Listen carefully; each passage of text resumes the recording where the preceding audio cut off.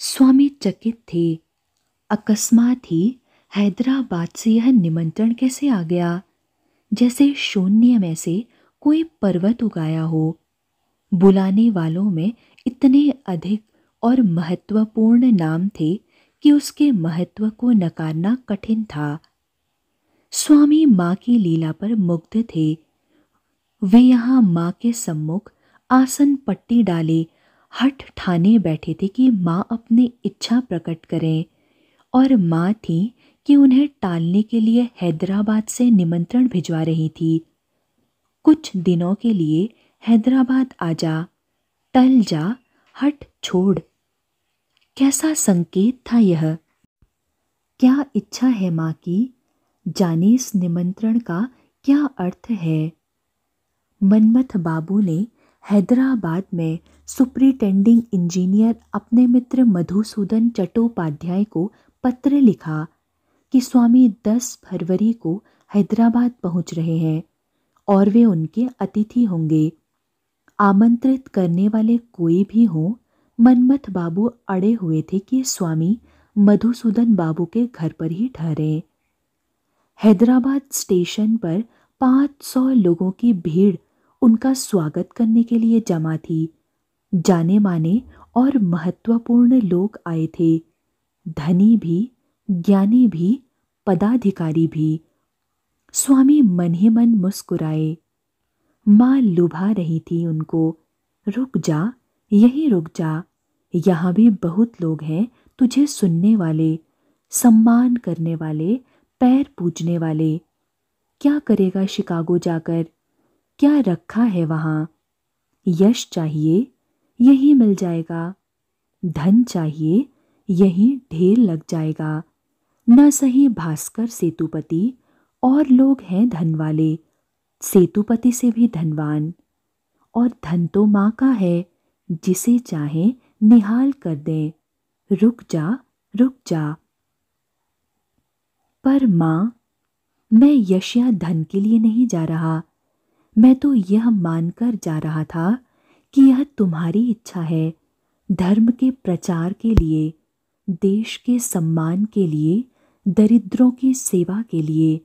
मुझे यश और धन का क्या करना है? मुझे तो तुम्हारी भक्ति ही पर्याप्त है। तुमने ही तो मुझे समाधि से परे धकेला कि मुझे अपना सुख नहीं खोजना है, मुझे तुम्हारा काम करना है। तो बताओ, क्या काम है तुम्हारा? अपनी इच्छा प्रकट करो माँ।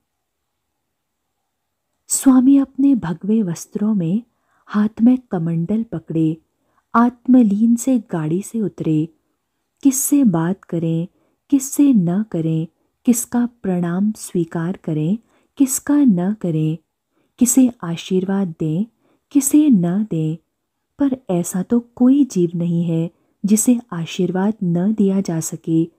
किंतु वे इन जीवात्माओं से नहीं, अपनी माँ से बात करना चाहते थे।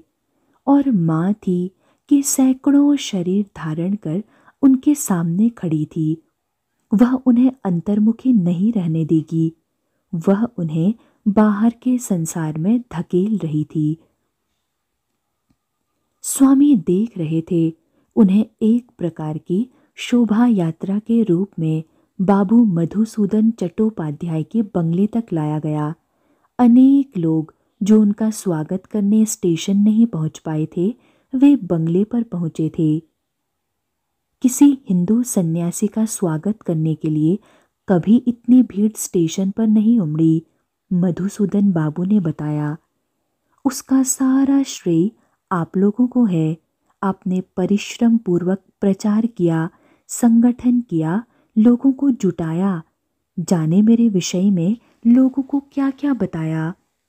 स्वामी बोले, माँ, तेरी लीला अपने पुत्र को बहलाने के लिए कैसे कैसे मंच सजाती है। और मन ही मन स्वामी माँ से कह रहे थे, तुम नहीं चाहती कि मैं शिकागो जाऊं तो स्पष्ट बता देना माँ। इतनी माया रचने की क्या आवश्यकता है? मैं तो तुम्हारे आदेश के भ्रम में अमेरिका जाना चाहता था।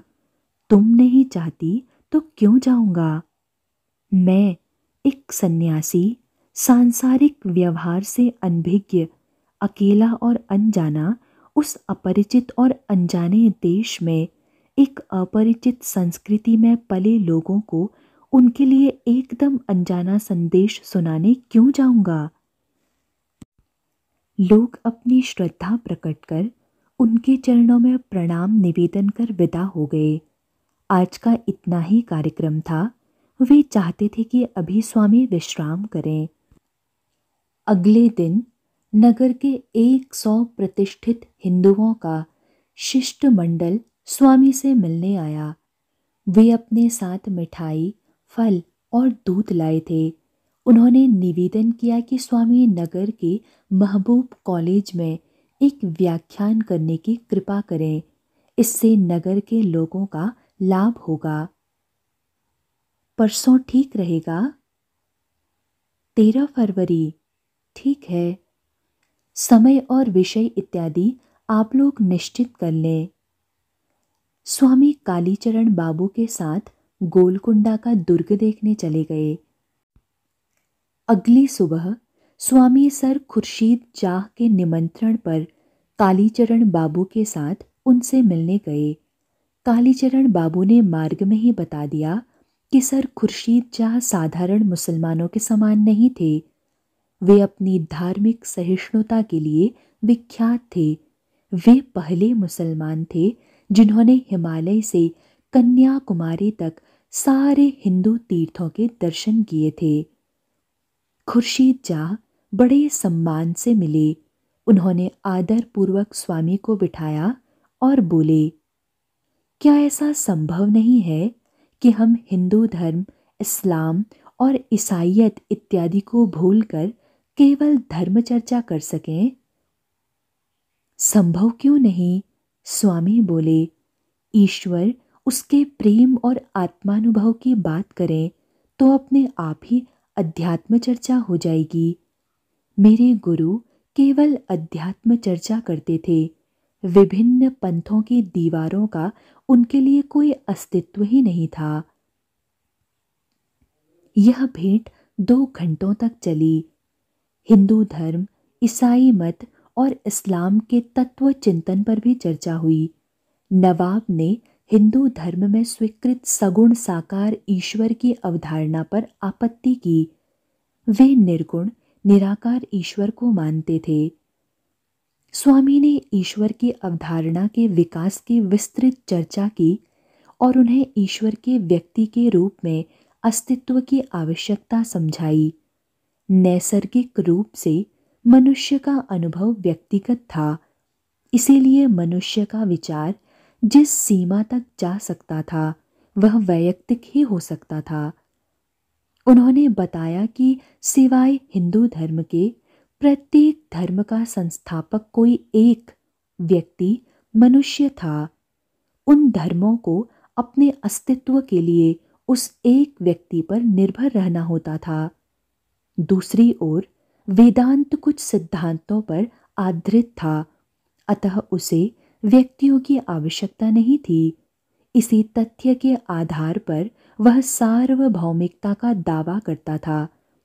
समस्त धर्मों की सारी अवधारणाएं मनुष्य की प्रकृति से जन्मी थी और सत्य को जानने के प्रयत्न में से उत्पन्न हुई थी।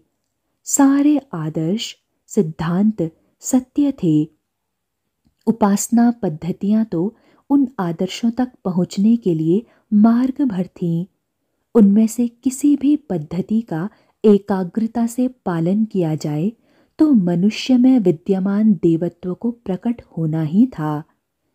वेदांत का अद्वैत सिद्धांत स्पष्ट करते हुए उन्होंने कहा कि मनुष्य सारे जीवों में सर्वश्रेष्ठ है, क्योंकि मनुष्य की शुद्ध आध्यात्मिक बुद्धि ने ही इन सत्यों का आविष्कार किया है।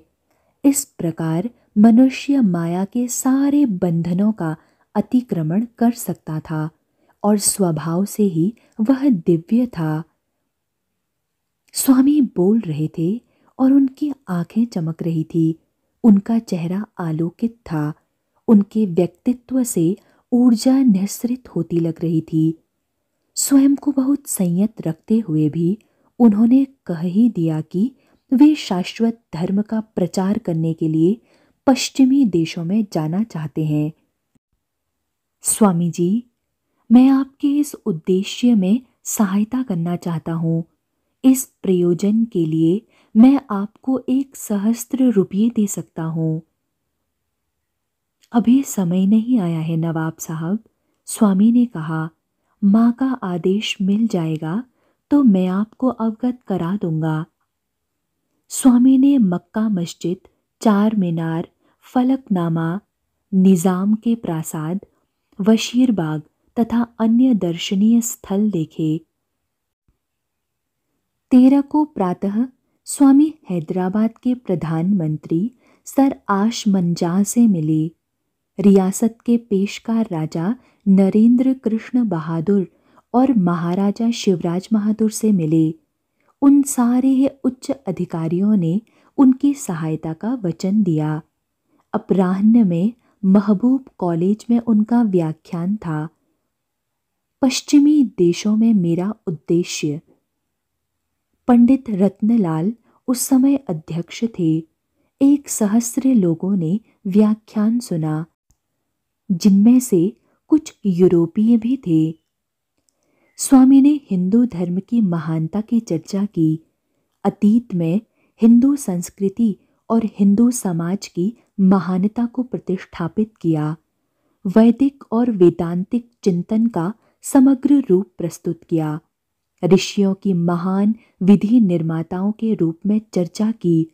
उनका शास्त्रकार रूप प्रस्तुत किया। स्पष्ट किया कि पुराण किस प्रकार उदात्त नैतिक सिद्धांतों की स्थापना करते हैं। अंततः उन्होंने अपने जीवन लक्ष्य की चर्चा की। भारत का पुनरुत्थान, उससे कम किसी स्थिति में नहीं।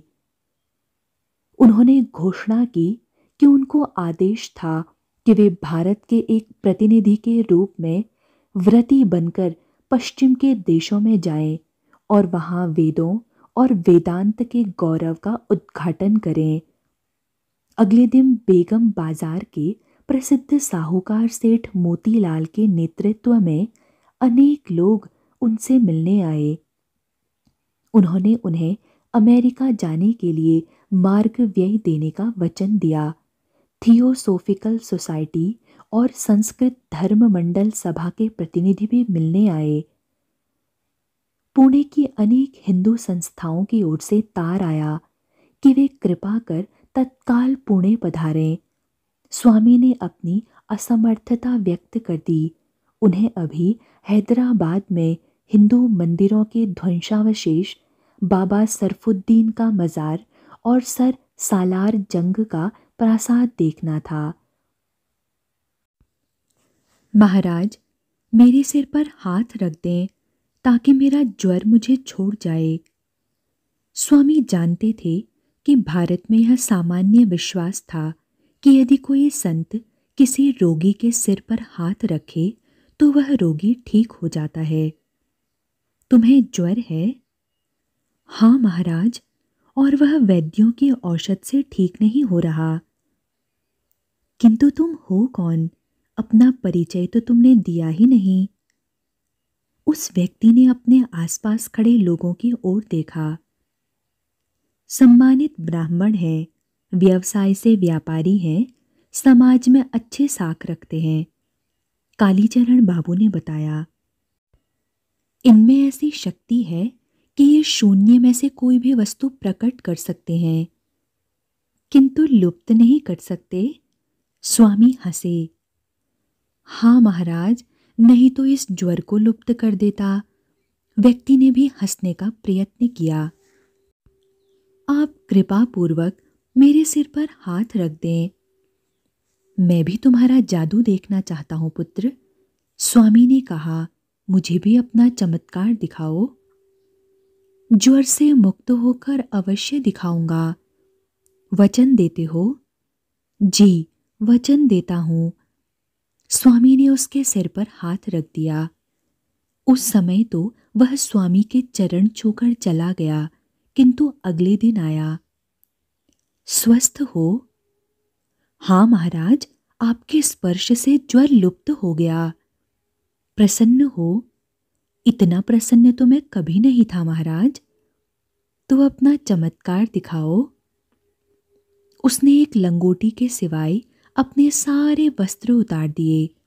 मौसम कुछ ठंडा था, वह अभी अभी ज्वर से उठा था, कहीं फिर से अस्वस्थ न हो जाए। स्वामी ने अपना कंबल उसे दे दिया। वह कंबल ओढ़कर कमरे के एक कोने में बैठ गया। 25 जोड़ी आंखें उसकी ओर देख रही थीं। आपको जो कुछ भी चाहिए कागज के एक टुकड़े पर लिख दीजिए, उसने कहा। 25 के 25 लोगों ने लिख कर दिया। अधिकांश लोगों ने उन फलों के नाम लिखे थे जो वहां फलते ही नहीं थे। अंगूरों के गुच्छे, संतरे, सेब तथा ऐसे ही अन्य फल जो केवल पर्वतों पर फलते थे। किसी एक ने अंजीर भी लिख दिया था। सब ने अपनी पर्चियां उसे पकड़ा दी। उसने अपने उस खाली कंबल में से फल निकालने आरंभ किए। अंगूरों के गुच्छे, गुच्छे नहीं झाबे, संतरों के ढेरों के ढेर, सेबों की टोकरियों पर टोकरियां। उस व्यक्ति के अपने शरीर के भार से दुगने फल वहां जमा हो गए। खाइए, इन फलों को खाकर देखिए, अच्छे हैं। किसी ने हाथ नहीं बढ़ाया। सबने एक दूसरे की ओर देखा। कौन पहल करे? एक प्रकार का संकोच था। संभवतः यह सम्मोहन था और वास्तविक फल वहां थे ही नहीं। अपने दर्शकों का संकोच देख उस व्यक्ति ने स्वयं फल खाने आरंभ कर दिए। अन्य लोगों का संकोच भी टूटा। सबने ही कोई ना कोई फल खाया। वे वास्तविक फल थे, रस और स्वाद से भरपूर। अंत में उसने गुलाब के फूलों का एक बड़ा सा गुच्छा निकाला। प्रत्येक फूल अपने आप में पूरा और अत्यंत सुंदर था। उसकी पंखुड़ियों पर ओस की बूंदें जड़ी हुई थीं। एक एक पंखुड़ी अक्षत थी, न मसली हुई, न कुम्हलाई हुई, न मुरझाई हुई। आखिर यह सब क्या था? कैसा चमत्कार था? इसका रहस्य क्या था? कुछ नहीं, हाथ की सफाई है, वह मुस्कुराया। कुछ भी हो सकता है, किंतु मात्र हाथ की सफाई नहीं है। स्वामी ने कहा, हाथ की सफाई होती तो तुम इतनी चीजें, इतनी बड़ी मात्रा और इतनी अधिक संख्या में कहाँ छुपा कर रखते? वह मुस्कुराकर मौन रह गया। स्वामी ने बहुत सोचा और उसके चमत्कार का विश्लेषण किया।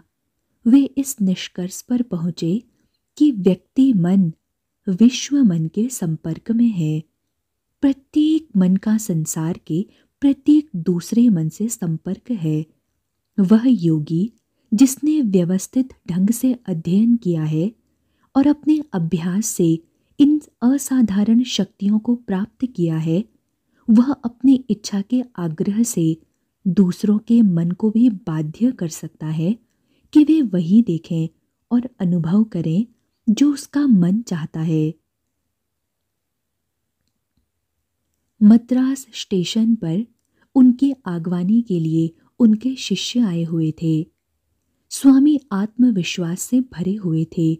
महबूब कॉलेज में व्याख्यान ने स्पष्ट कर दिया था कि वे छोटी गोष्ठियों में ही नहीं, बड़े सम्मेलनों में भी अपनी बात सफलतापूर्वक कह सकते थे और लोगों को प्रभावित कर सकते थे। निश्चित रूप से अधिक श्रोताओं को देखकर वक्ता की निहित क्षमताएं भी प्रकट हो जाती हैं। मद्रास में प्रतिदिन नए शिष्य और नए श्रोता आ रहे थे, किंतु स्वामी के मन में अमेरिका जाने का विचार और भी सघन और दृढ़ होता जा रहा था। किसी किसी क्षण उन्हें पूर्वाभास होने लगता था कि अमेरिका में कैसी घटनाएं उनकी प्रतीक्षा कर रही हैं। मार्च और अप्रैल में स्वामी के शिष्यों ने पुनः उनकी यात्रा के लिए धन एकत्रित करना आरंभ किया। उनमें से कुछ मैसूर, रामनाड और हैदराबाद भी गए।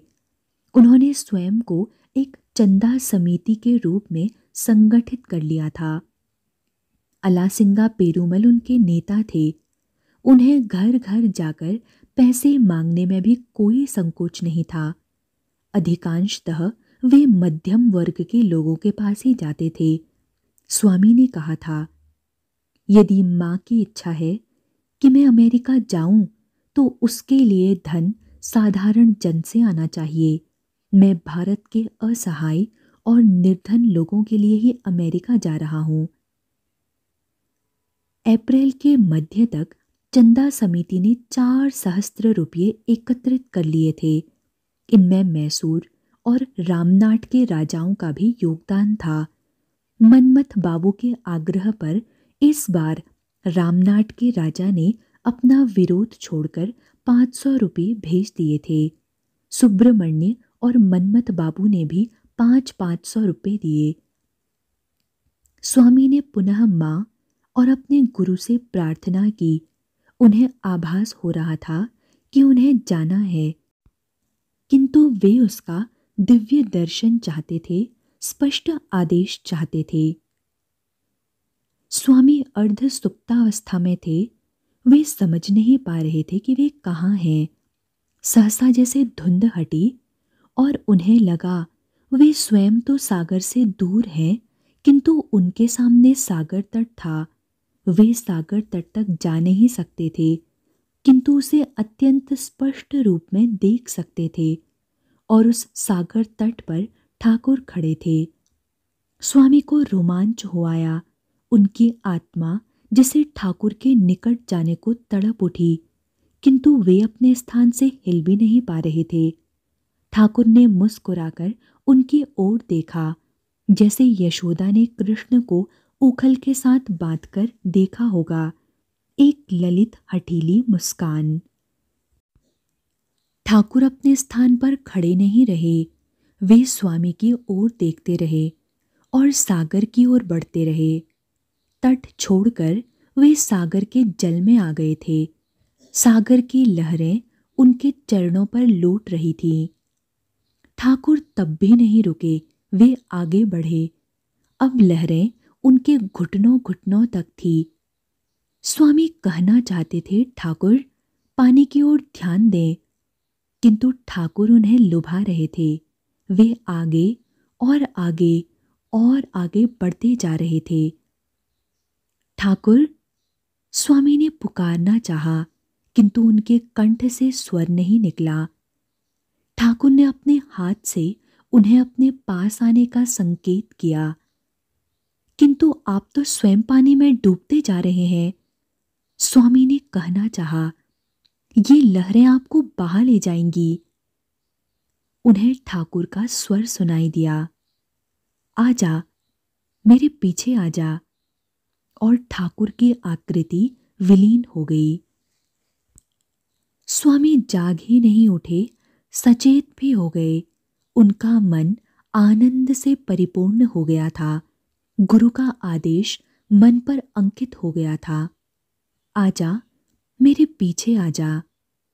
तो ठाकुर भी उनके साथ होंगे। यह दिव्याभास साधारण नहीं था। स्वामी मान गए कि यह अलौकिक आदेश था। अब उन्हें अमेरिका जाना ही था। उनके संशय और द्वंद्व समाप्त हो चुके थे।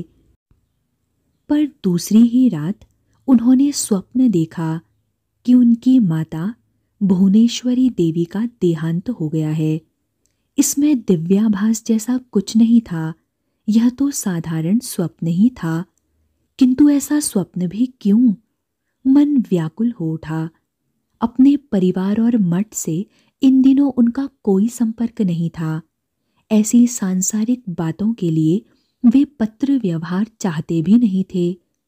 एक ओर वे जगदम्बा और अपने गुरु के आदेश पर विदेश जाने की तैयारी में थे, और दूसरी ओर उनके सांसारिक संबंध और मोह उन्हें भ्रमित कर रहे थे। किंतु वे वास्तविकता जाने बिना इतनी लंबी यात्रा पर जा भी कैसे सकते थे? मनमथ बाबू ने वास्तविकता जानने के लिए कलकत्ता एक तार भेजा। मद्रास में उनकी यात्रा के प्रबंधक उन्हें तत्काल अमेरिका भेजने पर तुले हुए थे और दूसरी ओर स्वामी का मन अपनी माता के जीवन और स्वास्थ्य को लेकर चिंतित था। माता के विषय में पक्का समाचार पाए बिना वे किसी भी प्रकार अमेरिका जाने को प्रस्तुत नहीं थे। कैसे सन्यासी थे वे। मनमथ बाबू स्वामी की मानसिक स्थिति से परिचित थे। स्वामी ऐसे नहीं जाएंगे, न वे अपनी आध्यात्मिक शक्ति का प्रयोग करेंगे, न वे पत्र लिखेंगे। वे जगदम्बा के आदेश की प्रतीक्षा करेंगे। गोविंद चेट्टी नगर से कुछ दूर रहता था। माना जाता था कि उसने अपनी तपस्या के बल पर कुछ रहस्यमय शक्तियां प्राप्त कर ली थीं। वह मनुष्य का भूत और भविष्य पढ़ लेता था। मनमथ बाबू के निवेदन पर अपने संशयों से मुक्ति पाने के लिए स्वामी गोविंद चेट्टी से मिलने के लिए तैयार हो गए। मनमथ बाबू, अलासिंगा और एक शिष्य तथा स्वामी ने कुछ यात्रा रेल से और कुछ पैदल की। वे गोविंद चेट्टी के पास पहुंचे। एक भयानक कंकाल सा मनुष्य उनके सामने था। वह शमशान के निकट बैठा हुआ था। उसके शिष्यों ने बताया कि गोविंद चेट्टी की शक्तियां भूतों को पूरी तरह वश में किए हुए हैं। वे लोग चेट्टी के निकट जाकर बैठ गए। गोविंद चेट्टी ने उनकी ओर तनिक भी ध्यान नहीं दिया, जैसे वे वहां हो ही नहीं। वह अपने किसी कर्म कांड में लगा रहा। स्वामी बैठे बैठे उकता गए। उनका व्याकुल मन कुछ और अशांत हो उठा था। बोले, चलो, यहाँ कोई समाधान नहीं है। हम व्यर्थ ही इस चक्कर में पड़े हैं। मनमथ बाबू भी कुछ शंकालु हो उठे थे। आवश्यक तो नहीं कि जो कुछ चेट्टी के विषय में कहा जाता है वह सत्य ही हो भी तो क्या, वह उनकी सहायता करना चाहे तभी तो कुछ होगा। उठो। मनमथ बाबू ने अलासिंगा को संकेत किया। अलासिंगा भी उठकर खड़े हो गए। वे विदा होने लगे तो चेट्टी ने कुछ कहा। स्वामी ने अलासिंगा की ओर देखा। अलासिंगा दो भाषिए का कार्य कर रहे थे। रुकने के लिए कह रहा है, अलासिंगा ने बताया। चेट्टी ने पेंसिल से कुछ आकृतियां बनाई और उसके पश्चात उस पर अपना ध्यान केंद्रित करने की प्रक्रिया में सर्वथा स्थिर हो गया। स्तब्ध, स्पंदनहीन, जैसे मनुष्य न हो, प्रस्तर की प्रतिमा हो। उसके पश्चात उसने धीरे धीरे बोलना आरंभ किया। नरेंद्र, नरेंद्रनाथ दत्त है तुम्हारा नाम। विश्वनाथ दत्त के पुत्र हो। माता का नाम भुवनेश्वरी देवी है। और उसके पश्चात जैसे वह उनकी पूरी वंशावली ही बोल गया। अलासिंगा अनुवाद करते जा रहे थे। स्वामी चुपचाप उसके ओर देखते रहे। स्वामी रामकृष्ण देव तुम्हारी रक्षा कर रहे हैं। तुम्हारे इस सारे परिभ्रमण में वे तुम्हारे साथ रहे हैं। छाया के समान, छाया के समान तुम्हारे साथ लगे रहे हैं। मेरी माँ, स्वामी ने कुछ आतुरता से कहा। मेरी माँ का क्या समाचार है? अलासिंगा ने प्रश्न दोहरा दिया और उसका उत्तर सुनकर कहा, स्वामी जी, वे कह रहे हैं आपकी माताजी पूर्णतः स्वस्थ और प्रसन्न है। उन्हें किसी प्रकार का कोई मानसिक और शारीरिक कष्ट नहीं है। भरमा रही हैं, प्रेतात्माएं भरमा रही हैं। वे धर्म का प्रसार रोकना चाहती हैं। और सहसा चेट्टी पर जैसे कोई दौरा पड़ गया। उसने अपने उन्माद में कुछ कहा। स्वामी ने अलासिंगा की ओर देखा। वे कह रहे हैं कि बहुत शीघ्र ही आपको बहुत दूर के 7 समुद्र पार के देशों की यात्रा करनी पड़ेगी धर्म के प्रचार के लिए। स्तब्ध रह गए। शमशान की सीमा पर बैठे इस चिट्ठी के मुख से माँ किस रूप में अपनी इच्छा प्रकट कर रही है, अपना यह आदेश सुनाने के लिए ही क्या माँ ने उन्हें इतनी दूर बुलाया था। स्वामी मद्रास लौट आए। तब तक कलकत्ता से तार भी आ चुका था कि उनकी माता स्वस्थ और सानंद है, किंतु अब इस तार का कोई विशेष महत्व नहीं था। वे तो साक्षात जगदम्बा का आदेश सुनकर आए थे। उनका मन पूर्णतः शांत था। फिर भी चिट्ठी की सूचना सूक्ष्म मार्ग से आई थी और यह सूचना स्थूल भौतिक माध्यमों से इससे पहली सूचना के सत्य की पुष्टि हो गई थी। मद्रास में स्वामी का संपर्क थियोसोफिकल सोसाइटी के कुछ सदस्यों से हुआ था। वे लोग उनके भाषणों में आए थे। उनके संस्थापक अध्यक्ष मद्रास में नहीं थे। श्री एडगे भी वहां नहीं थे। एक प्रकार की जड़ता को तोड़ने के लिए अनेक गोष्ठियां और सभाएं की जा रही थीं। स्वामी की गतिविधियों के कारण थियोसोफिकल सोसाइटी भी कुछ सक्रिय हो उठी थी। स्वामी उनके केंद्रीय कार्यालय में भी गए थे। स्वामी कर्नल ऑलकॉट से मिले। कर्नल ने उनका स्वागत किया। मेरा सौभाग्य स्वामी सच्चिदानंद कि आप हमारे कार्यालय में आए। स्वामी ने उनसे कहा, मैं अपने एक स्वार्थ से आया हूं। आप जैसे सन्यासी का क्या स्वार्थ हो सकता है? वे हंसे। मैं आपसे अमेरिका के कुछ लोगों के नाम परिचय पत्र चाहता हूं, ताकि यदि आवश्यकता हो तो मुझे अमेरिका में सहायता मिल सके।